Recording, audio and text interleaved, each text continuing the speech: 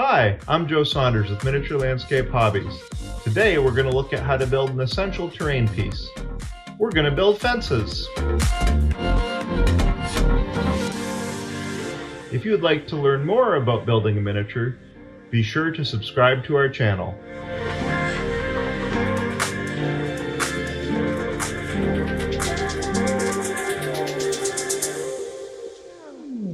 Fences are a really useful piece of terrain. They block lines of sight, they control where you go on the board, and they can add visual interest to flat or open spaces. So I think we'll build some fences. To do it, we'll use some of this wire mesh. I've had this around for a long time, and I've been using it for all sorts of projects. I've used it as railings, I've used it as ladders, I've used it as armatures for other pieces I've built around it, such as awnings. So it's a really versatile and useful tool to build with. Let's get down to work.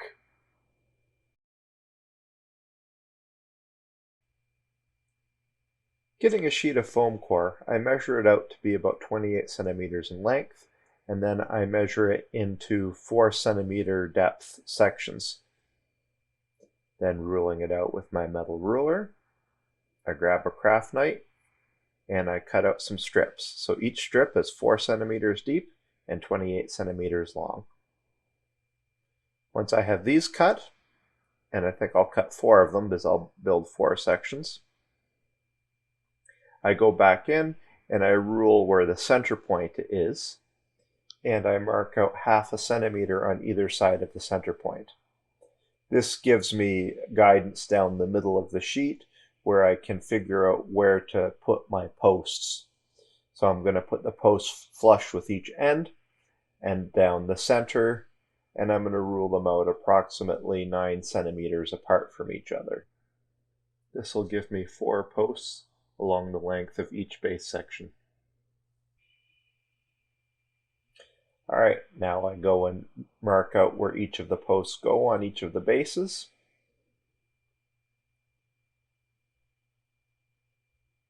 And once I have that set up, I'm ready to cut the posts themselves. So I grab some 1 centimeter wide strips of foam core, and you should have a lot of these cut-offs around if you build terrain. And I rule out on them 2 centimeter lengths. So I'm going to subdivide these strips into 2 centimeter lengths. And I'm going to need 2 for each post. And I go in and I cut them off. With that done, I grab a little tub of water. I go get the sections of post I've cut and I throw them in the water to let them soak.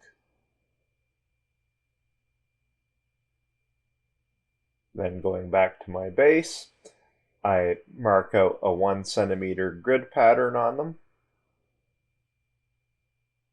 And grabbing my pen, I score the grid pattern just lightly into the top of the base. I just apply enough pressure with my pen to leave a groove so that it implies that there's paving stones on the base. While I've been texturing the base, the posts have been soaking in the water, so they've been in there for a good 10 or 15 minutes. They're probably good now. So I go in and I start taking them out, and as I pull them out, I just take my fingers and peel away the paper on one side. You don't need to do both sides. You can get away with only doing one side. You just want to expose that nice texture of the foam that's underneath the paper.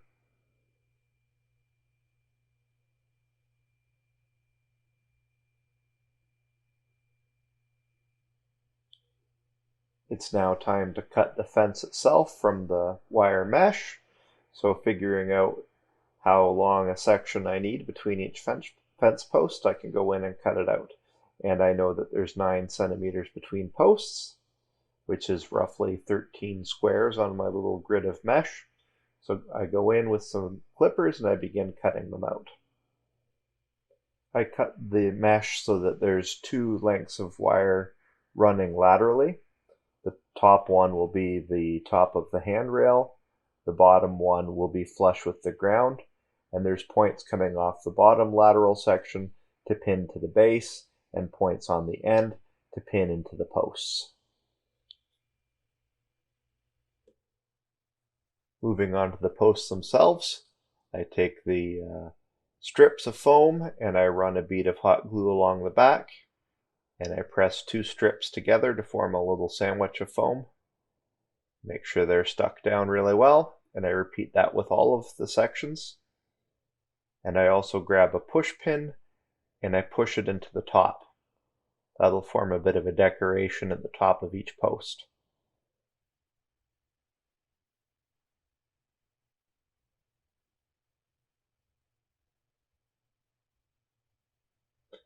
Then grabbing a pen, I carefully score some cracks and marks into the side of each post. I think I'm going to leave the post smooth, but I want to develop some visual interest with them by putting grooves and marks into them, chunks out of the sides, because this fence is supposed to be basically in a war zone.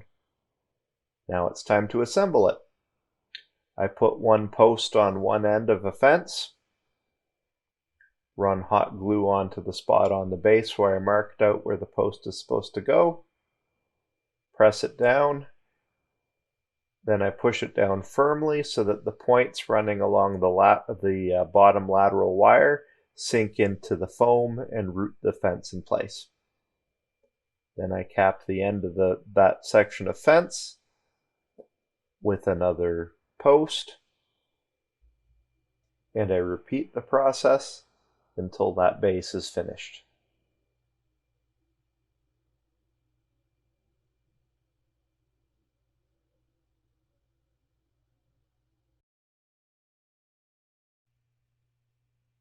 With the fence is assembled, it's now time to texture the base. So I grabbed some watered down craft glue, and you could use white glue or PVA glue if you want. And I go ahead and I brush down some random patches on the surface of each base. And I get some of this crushed glass material. This makes a really large grain of debris like shattered brick or masonry. And I pour a little bit of that onto the glue. I go and get some cut up matchsticks, put them on for wood, and some small pieces of cut off of pink styrofoam that can go down to look like maybe bricks or concrete. And I put them in different spots all over the base to imply that there's been some neglect in the area, or there's been some battles in the area. And it just helps increase the visual interest of the base. Okay, once they're down, I paint more glue in around the edges of the posts along the fence line. And then I grab my handy mix of sand and kitty litter. This is about 20% kitty litter, about 80% sand. And I sprinkle it down over the glue. And where the glue is overlapped with the posts, it puts some texture at the bottom of the posts. Put some texture on the different pieces of styrofoam that are down on the base. Then when that's on, I do the same thing, running the glue along the edges of the base.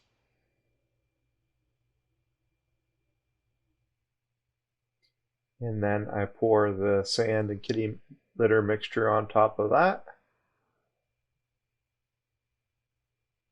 And that seals off the edges of the base.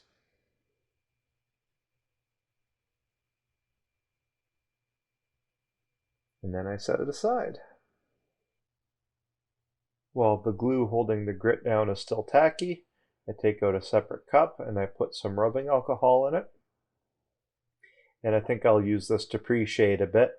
So I grab some black acrylic ink and I pour some of that into the rubbing alcohol.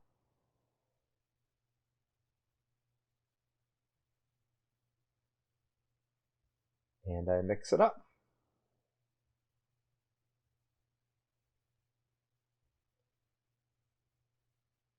Then to go with this, I get some water and white glue mixed together.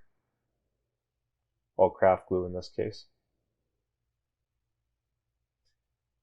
Water it down quite heavily.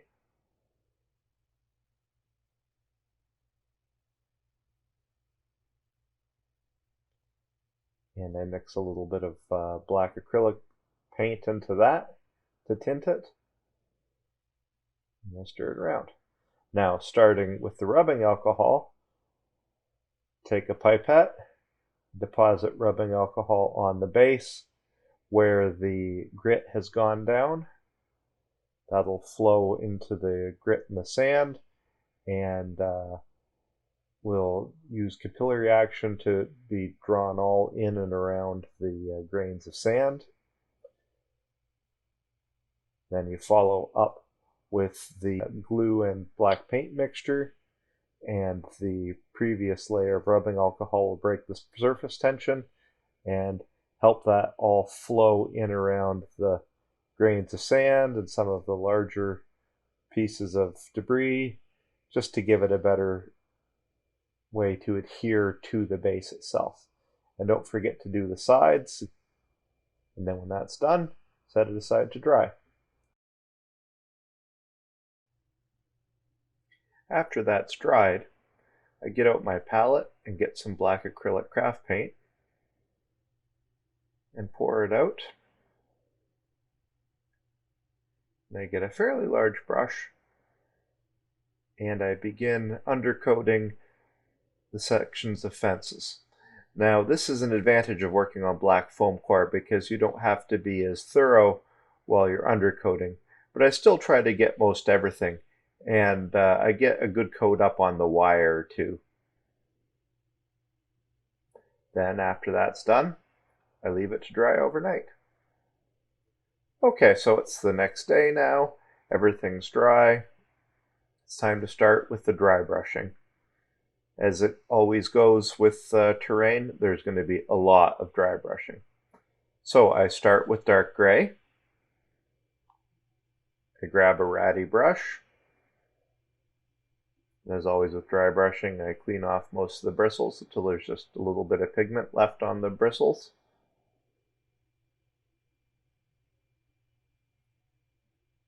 And I begin flicking it back and forth across the surface of the sidewalk surrounding the fence.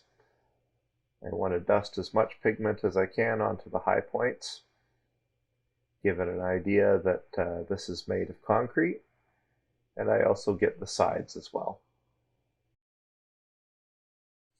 Now I repeat the process, but this time with a light gray paint.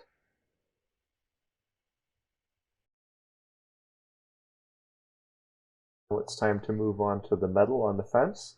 So I grab Crusted Rust by AK Interactive, and this is an enamel paint. And I go and brush it on to the wire. And to prevent it from pooling or being too thick, I wipe it down with a little bit of mineral spirits. With the fence dealt with, I put some brown acrylic paint in my palette, and I'm going to use this on the posts. So I go in and do a very heavy dry brush of brown onto the posts. I am going straight from the palette and flicking the paintbrush back and forth, trying to accentuate sort of the detail on the post. Then I switch to a tan color, and I go back and I dry brush that over the brown. Just want to try to create some depth of color. Now finally I switch to pure white, and I'm going to dry brush this not only on the posts, but on the sidewalks around the fence as well. The only thing I really try to avoid with this is the metal of the fence itself. I use a fairly fine brush because you don't want to put the white on too heavy. Now it's time to do the details. I do this with some brown ink on the wood, red on some of the masonry, and some different shades of gray, just to increase the variety of color and the detail on the area surrounding the fence itself. All right, now it's time to line in, every painter's favorite part, right? So now I put down some black acrylic ink, and I take it and I paint it into the gaps beside the tiles on the ground. This is to give the idea that there's depth and shadows there.